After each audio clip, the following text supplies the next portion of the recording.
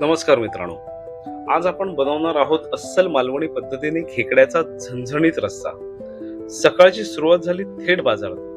ताजे जिवंत खेकडे निवडले, कारण चवदार रस्स्याचं खरं रहस्य हे ताज्या खेकड्यांमध्येच दडलंय. घरी आल्यावर सर्वप्रथम खेकडे व्यवस्थित स्वच्छ धुवून तयार करून घेतले. त्यानंतर सुरू झाली मसाल्याची खरी जादू.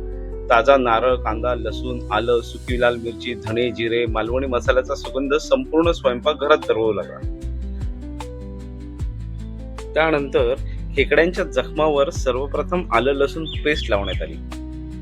त्यानंतर हळद आणि मसाल्याचं औषध लावून त्यांना थेट थोड्या वेळासाठी मॅरिनेशनसाठी ठेवण्यात आलं, कारण त्यामुळे त्यामध्ये मसाल्यांची चव मुरते.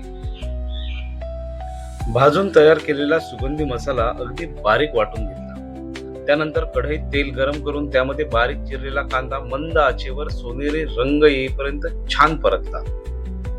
कांदा व्यवस्थित परतल्यानंतर त्यात तयार केलेला मालवणी मसाला घालून 5-7 मिनिटं तेल सुटेपर्यंत भाजला.